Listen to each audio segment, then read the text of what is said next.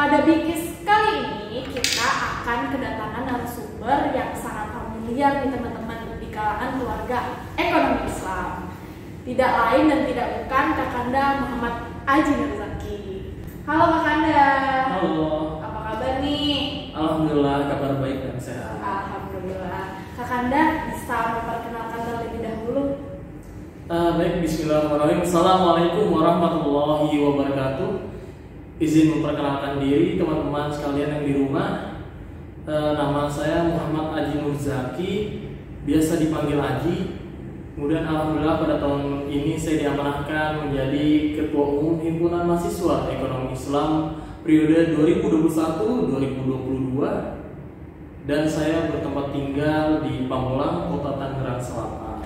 Oke, Kakanda Aji ini bertempat tinggal di Pamulang, teman-teman. Sangat jauh ya, Kak? Iya. Kalau boleh tahu, Kakanda Aji ini pulang pergi atau kos di daerah sekitar kampus ya, Kak? Pulang pergi sih ya. Pulang pergi, Masya Allah, tabarakallah. Oke, Kakanda. Kita kan dalam bincang-bincang ekis kali ini kita pasti akan membicarakan tidak jauh-jauh dengan organisasi ya. Menurut Kak Aji sendiri, organisasi itu apa sih, Kak? Organisasi merupakan suatu wadah yang di dalamnya terdapat sekumpulan orang yang mana mereka tentunya bekerja sama dengan secara rasional dan juga sistematis guna mencapai tujuan bersama. Dan dalam mencapai tujuan bersama ini tentunya mereka harus memanfaatkan sumber daya yang ada di organisasi tersebut tentunya. Oke, jadi menurut Kakanda Aji Nurzaki, organisasi merupakan sekumpulan orang atau manusia yang berkumpul secara sistematis guna mencapai tujuan bersama. Oke Kak, dari organisasi tersebut nih, ketika kita sudah masuk dalam organisasi, menurut Kakanda Aji Nurzaki ini manfaat apa aja sih Kak yang dapat kita peroleh ketika kita terjun ke dalam organisasi? Ketika kita sudah bergabung dengan organisasi, tentunya banyak sekali manfaat yang kita dapatkan.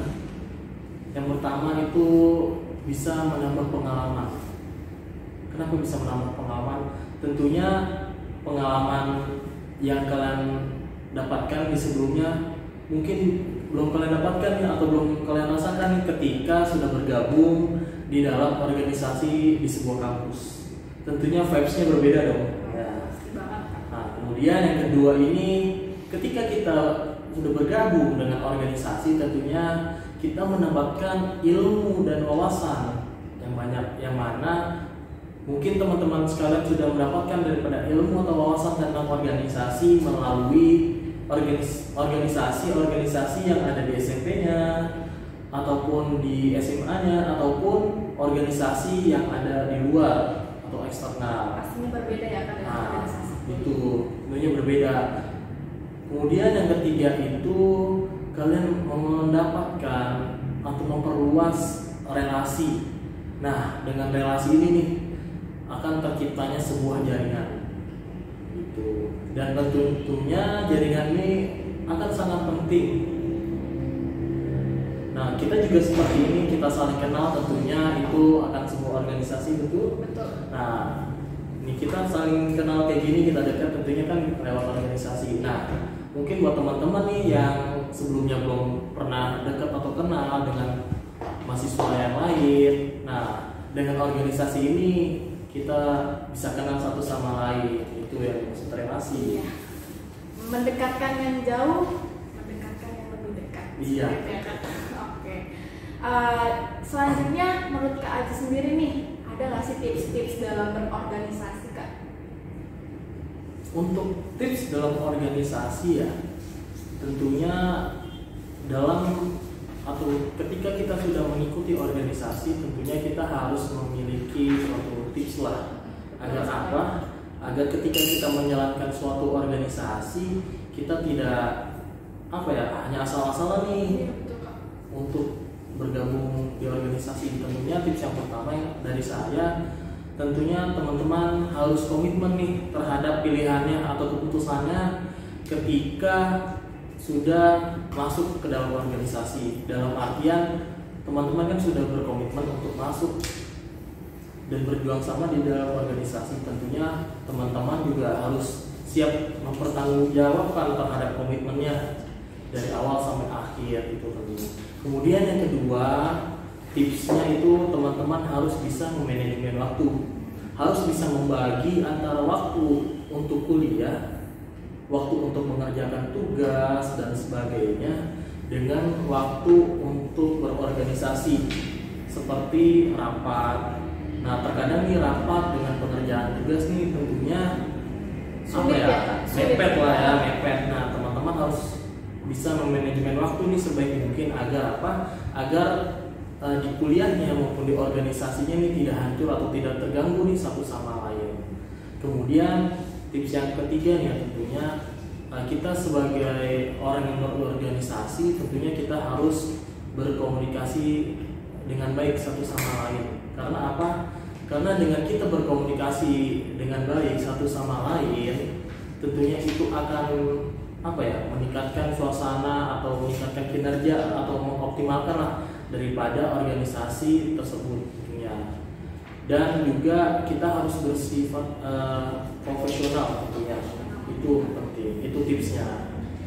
Oke, tadi kan Kak Aji udah menyebutkan nih tips-tips dalam berorganisasi ya Kak. Yang pertama ada komitmen, bukan hanya dalam dua saja ya Kak. Kita harus berkomitmen, tapi dalam organisasi juga kita harus berkomitmen. Yang kedua ada manajemen waktu.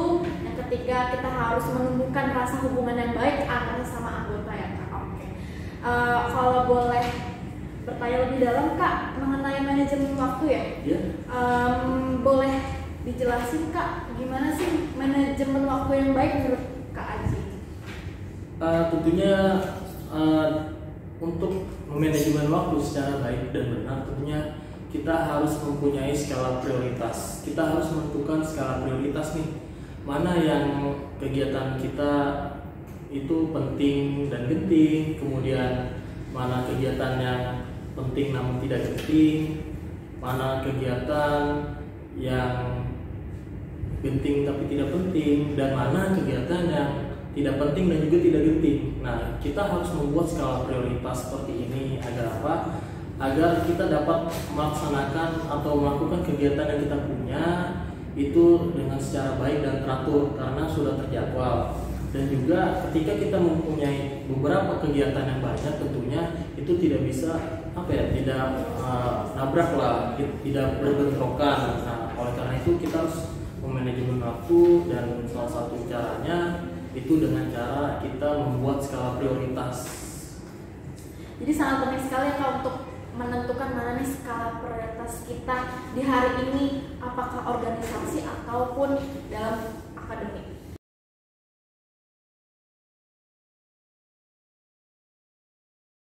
Tadi kita sudah membahas banyak hal mengenai organisasi di KJ. Kita masuk ke pembahasan mengenai Himpunan Mahasiswa Ekonomi Islam. Menurut Kak Aji sendiri, apa sih Himpunan Mahasiswa Ekonomi Islam itu? Himpunan Mahasiswa Ekonomi Islam merupakan suatu wadah akan pergerakan, merupakan suatu wadah akan ide dan gagasan, dan juga menjadi suatu wadah akan forum diskusi, forum sharing, dan juga forum silaturahmi sesama mahasiswa dan mahasiswi ekonomi Islam. Dan Himpunan Mahasiswa Ekonomi Islam tentunya menampung segala aspirasi yang disampaikan oleh mahasiswa-mahasiswa ekonomi Islam yang nantinya akan diimplementasikan melalui program kerja yang telah disediakan. Kemudian Himpunan Mahasiswa Ekonomi Islam ini berada di naungan Keprodian Ekonomi Islam, yang mana himpunan mahasiswa ini berfokuskan kepada akademik.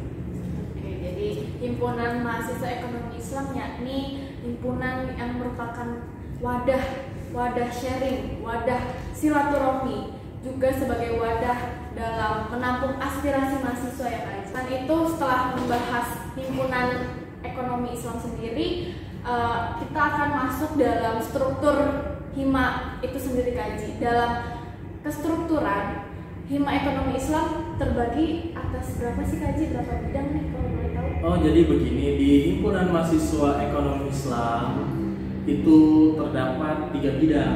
Bidang yang pertama itu ada namanya Orkat atau organisasi dan pengkaderan, di mana bidang satu ini atau Orkat berperan sebagai bidang yang berperan untuk menciptakan sebuah organisasi ataupun kader yang berkualitas, dan tentunya juga mengoptimalkan daripada semua kinerja daripada pengurus maupun kinerja program. Dan kemudian bidang kedua yaitu PSDM, pengembangan sumber daya mahasiswa. Nah, di bidang dua ini berperan sebagai pengembangan atau pemberdayaan daripada akademik mahasiswa-mahasiswi ekonomi Islam.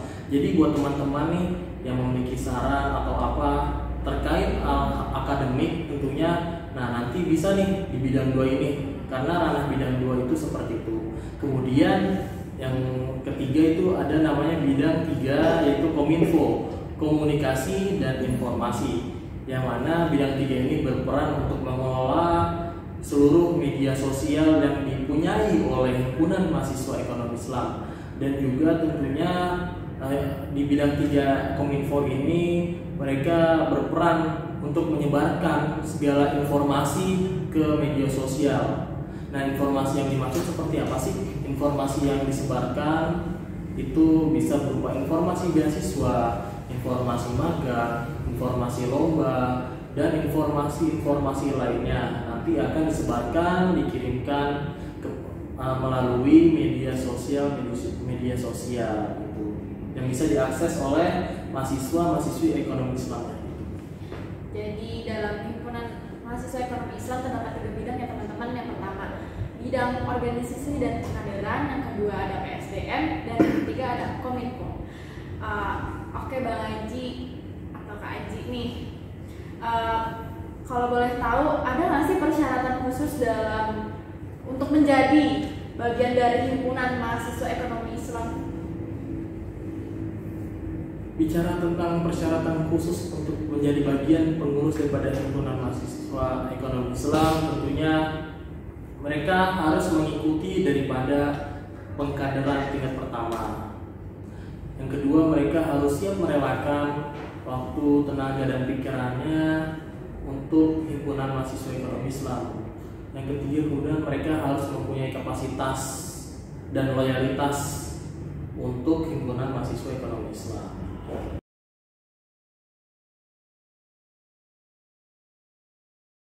Oke Kak Aji, tadi kan Kak Aji membahas mengenai pengkaderan ya. Mungkin dari teman-teman di rumah ada sebagian teman-teman yang belum mengerti apa sih pengkaderan itu sendiri. Pengkaderan merupakan proses mempersiapkan seseorang nih untuk melanjutkan estafet kepengurusan himpunan mahasiswa ekonomi Islam di masa selanjutnya, dan tentunya mereka yang akan nih memikul tanggung jawab di lingkungan organisasi, tentunya di himpunan mahasiswa ekonomi Islam. Jadi sebelum masuk dalam ranah hima ekonomi Islam, kita harus mengikuti Iya, betul sekali.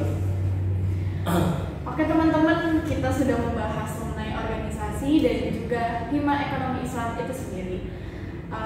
Cukup sekian pembahasan Bingkis kali ini. Semoga teman-teman di rumah bisa mengambil hal baik dari narasumber kita, yakni Kak Handa Aji Rizaki. Mungkin ada pesan-pesan yang ingin Kak Handa sampaikan kepada teman-teman sekalian yang ada di rumah, teruntuk Kak Handa. Pesan untuk kader. Pesan saya, ikutilah semua program-program kerja yang telah disediakan. Karena apa? Karena tentunya program-program kerja yang telah disiapkan tentunya pastinya bermanfaat, terutama untuk mahasiswa tingkat bawah maupun tingkat atas. Kemudian pesan kedua, jadikanlah ini sebagai suatu pembelajaran.